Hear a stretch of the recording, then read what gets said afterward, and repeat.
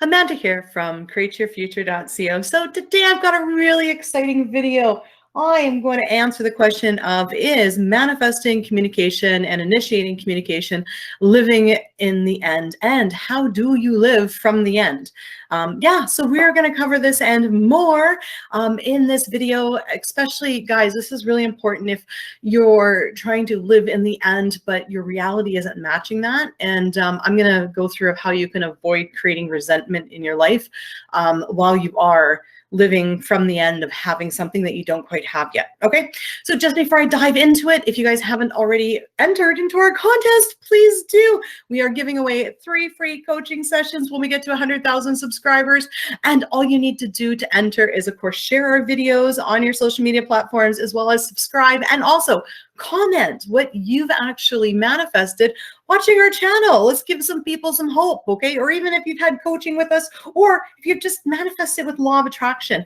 You know, when people are out there looking to create something, it's a huge comfort for them to know that somebody else has done it and it's possible for them. So yes, exciting. So guys, let's dive straight into this. So living in the end, okay? So I know I did a video recently on how to initiate contact and communication, okay? There was a comment, like there always is this really living in the end, okay?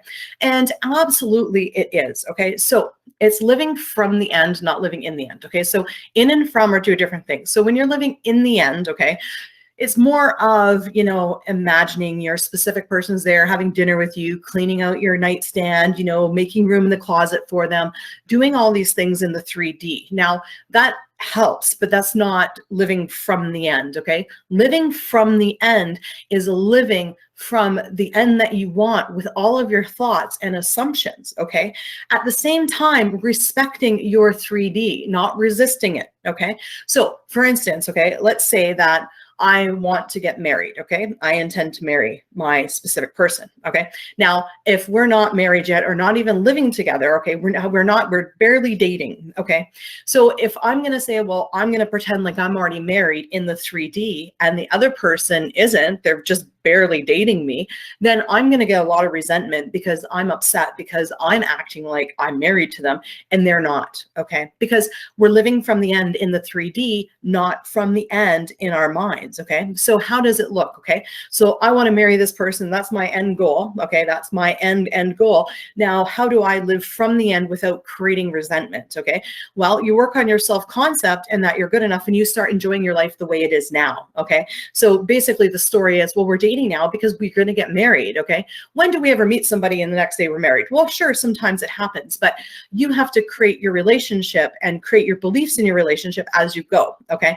So that's why, you know, you date and then you start, you know, seeing each other every day and then, okay, maybe you move in together and maybe, so all of those steps are all from the end of being married, okay? And you have to respect each step individually, okay? So if you're just in the dating phase and you're not even like, you know, exclusive and you're already pretending like you're married in the 3D and you're not having any fun in your life, then, you know, you're going to create a lot of resentment, okay? So it's about respecting each step and milestone as you go, because every milestone works up to being married, okay? So dating first, you meet the person, you start dating, you get, you know, you become exclusive, maybe you move in together and then they, you know, propose to you, or you propose then move in, whatever order you want to do this in.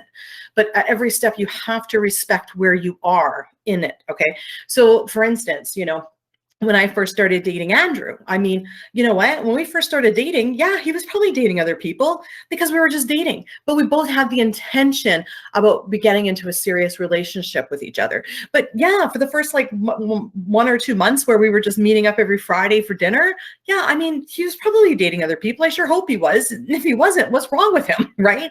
So, you know, it's about respecting the 3D and what you've actually got. So if I was to be like, okay, Andrew, I'm not happy with dating you once a week, I want to get married right now, he'd be like, okay, crazy, I'll see you later, right? So you've got to respect every step of it, and you've got to create your intentions at every step of the way to get you to the next step, okay? And again, it's all from living from the end, because if you're living from the end of being married, you have to start dating, you have to get, you know, engaged, you have to move in together at some point, and then you have to get married, okay? So the end always changes, because once you're married, what, now we're not going to live from the end of having a 50th wedding anniversary? No, of course we are.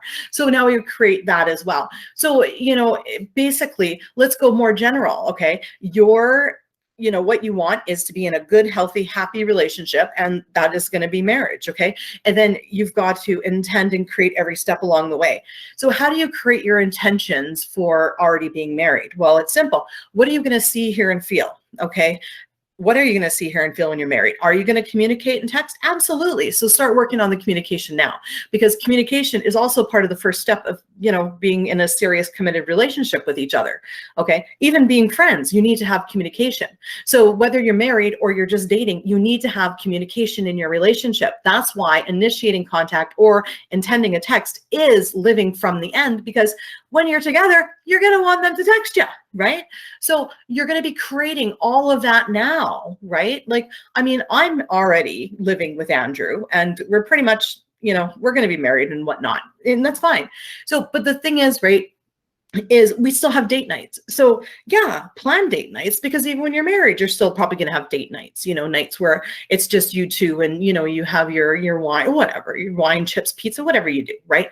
So start creating that now. What is it going to see here, and what are you going to see, here, and feel when you have what you want? Okay, so it's all living from the end, because you're focusing on what you want. Okay, so it's not necessarily generally marriage. If you're just barely dating, or the person's a crush, I know you want your end goal to be marriage, but you're going to have to scale it down a little bit so you don't cause resentment in yourself, right? Because if you're just dating the person or wanting them to ask you out, and they're dating other people, but you're pretending like you're married in the 3D, and you're not out dating or anything, which you don't have to, but say you want to, but you're pretending you're married because that's what you're supposed to do to live in the end. And then that person is out, doing whatever, that's going to cause a lot of resentment. But they're not there yet. They're not at marriage. You've got to bring them there in your mind first, through your inner conversations, through your intentions. You got to bring them to that stage before you get to enjoy it in the 3D. But you've got to think from that end in your mind. Okay. So what's a really good example of that? Let's say a good example of that is communication. Okay. Just a text. Okay. Let's say that your SP is not even texting you back. Okay. So how would you live from the end in that situation when you feel rejected? Well, easily, when they don't text you back, you would say, well, of course they're going to text me back. They want to marry me. The guy wants to be my husband. Of course he's going to text me back. My husband always texts me back. So do you see how that is living from the end with your assumption? Okay. So it's not about, pretending they're there all the time with you, but I mean, if it helps, do it, but it's about having your assumptions from the end. Okay. So for instance, if they open up to you how they're not ready for a relationship, then you have to turn that into the assumption that they're just telling you because they want to work on it and they want to be with you and they are ready for a relationship now because they talked it out with you, instead of making it mean that this isn't going to happen. Do you get what I'm saying? So when it comes to living from the end, you want to live from the end in here. Okay.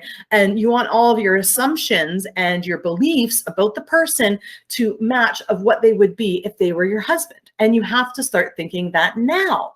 You don't have to start acting now like they're your husband. Oh gosh, no. I mean, I remember when I first started dating Andrew, if I wanted to see him and he said he was busy, I went out with my friends and I had a great old time. I was like, forget it. He doesn't want to see me. I know I created him not wanting to see me that particular day, but still I went out and I still had a good time. I didn't say, oh, that's it. I want to be in a committed relationship with him. I need to act like it. So I need to sit here while he's God knows doing what, because we're just dating. And now I've got to be here alone and pretend like I'm in this committed relationship with him. No, that's not the case. I'm not saying you go out and date 100 people, but I'm saying enjoy your life now. That's the major thing, is don't resist your current reality. So when you're living in the end, pretending that you're married to somebody that you're barely dating, you're actually, you're creating resentment for yourself. Okay. And you're resisting your current reality because your current reality isn't what you want and what you're trying to live within your 3D. You have to accept your 3D, but then live from the end that you want in your head. Okay. So when it's like, I remember back when I wanted to be in a committed relationship with Andrew, I said, well, I think we've been together long enough. We should be committed. And he was like, oh no, I'm not ready for that. I'm not ready for that. And so what I said in the 3D was, that's no problem. I get it. I'm like, take your time. I'm sorry. I love being with you. I don't want to rush you. I was ready. I didn't realize you weren't. Not a huge deal. And then I went back and I was like, no, I intend he's ready. I intend he's ready. I intend he's over his baggage and ready for a relationship. And I stayed on that for like 5 days. And then sure enough, at day 5, he was like, oh, I'm ready to move in with you now. And of course, I was so tempted to be like, what's the change of mind? It's only been a couple days, but I didn't. I knew what the change of mind was. But you know what I'm saying, right? Is not to resist your current reality. Okay. So don't be having those relationship talks with people unless, you know, you have the relationship talk from the platform that this is going to help. But usually it doesn't, especially in new relationships. I mean, relationships where you've been married for a long time and, you know, you both, you know, have decided that communication is important, then it is, you know, then that may be a good move. But generally speaking, do not have relationship talks because you're only going to push the person away, because the only reason why you're talking about the relationship status with them is because you don't think that they want to be with you. Okay. So that's going to be a problem. So you're carrying the thought they don't want to be with you. That's why we need to sit down and talk about our relationship right now. And then as soon as you do that with them, it pushes them away because your words and your thoughts are not matching. You need your thoughts and your words to match. And if your thoughts and your 3D aren't matching, then we need to do more intentions, more inner conversations, more of all of that inner work to be able to make what you want visible in your 3D. Okay. So I intend that that makes sense to each and every one of you guys. I think this was probably one of the best videos I've ever done. What?